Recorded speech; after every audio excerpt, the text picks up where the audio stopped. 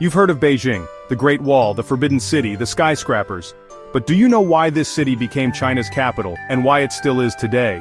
In the next 7 minutes, we'll uncover 7 surprising things you didn't know about Beijing. Trust me, you're gonna want to hear about this afterlife office. This is China in 5, and today we're in Beijing, Beijing province. Beijing's journey to becoming China's capital is a tale of strategic brilliance and historical significance. Initially, it served as the capital of the Kingdom of Yan and the Jin dynasty. But it was under the Mongol Yuan dynasty in the 13th century that Beijing truly solidified its role as a national capital, renamed Dadu by Kublai Khan. Strategically, Beijing sits right between the Central Plains and Mongolia. Perfect for the Mongols to keep an eye on both their backyard and their new empire. The Ming dynasty, under Emperor Yongle, renamed it Beijing in 1403 and elevated it to the status of capital, constructing the Forbidden City. The Qing dynasty continued this legacy, maintaining Beijing as their capital.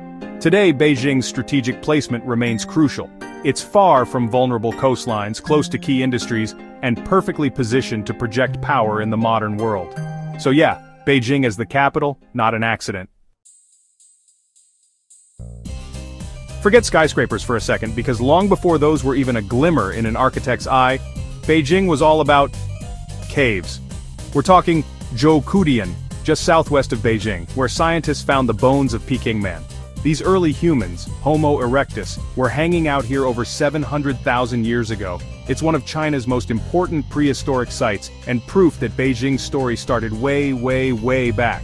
So next time you're stuck in Beijing traffic, just remember Peking Man probably had it worse.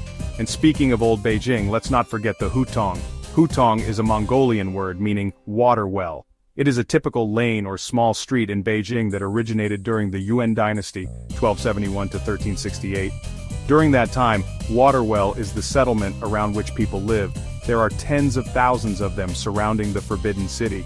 In the past, Beijing was composed of countless courtyards.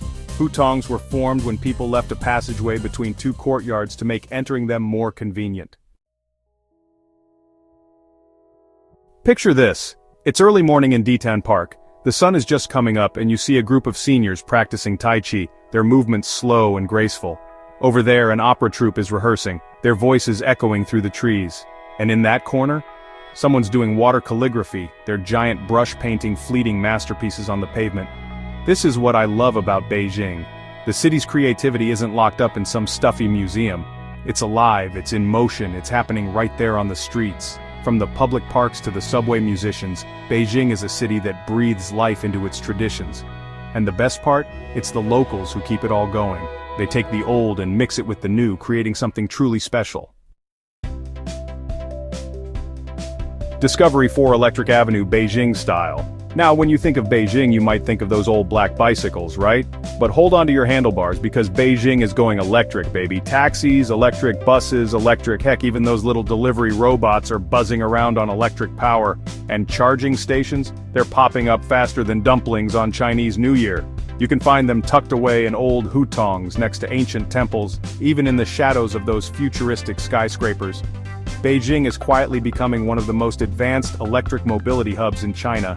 The city aims to deploy 1,000 supercharging stations by 2025. By then, electric vehicle owners in flat areas will have a charging point within a 3 kilometers radius, and those in central areas will have one within 900 meters.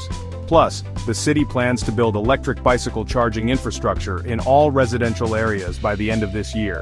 It's like the city took a page out of Marty McFly's playbook and went, "Where we're going, we don't need gas." Discovery 5 Your Afterlife To-Do List. Okay folks, buckle up because we're about to get a little spooky. Deep in the heart of Chaoyang district, there's a Taoist temple unlike any other. Forget incense and chanting. This place is like the bureaucratic headquarters of the afterlife. I'm talking about Dongyue Temple, my friends. This place has it all. 76 departments dedicated to the underworld, each with miniature courts, moral inspectors, and cosmic accountants. It's like the DMV, but for the afterlife. And you thought waiting in line for your driver's license was bad? It's a wild, fascinating, and slightly eerie glimpse into how ancient China viewed the afterlife. Discovery 6 Citizen Science, Beijing style. Now we all know Beijing has had its struggles with air pollution, but this isn't a story about smog. This is a story about a guy named Ma Jun who decided to do something about it. See, Ma Jun's not a politician or a scientist, he's just a regular Beijinger who got tired of breathing in all that gunk. So he did what any tech-savvy citizen would do, he created an app. Not just any app, mind you, but the Blue Map app. This app lets you track real-time pollution data right on your phone. Want to know if it's safe to go for a run? Check the Blue Map. Want to know which factories are the biggest polluters? The Blue Map will tell you. Ma Jun gave citizens the power to hold polluters accountable, and it all started right here in Beijing. Discovery 7. Speak like a local. You ready? You know how in New York, everything's a question even when it's not? Well, in Beijing they've got their own linguistic quirk, the ER sound.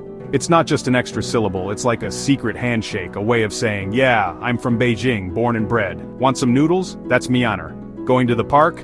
That's the Gongyuaner. It's like adding a little bit of Beijing swagger to everything you say. Trust me, spend a few days here, and you'll be adding air to everything. Don't fight it, embrace the ear.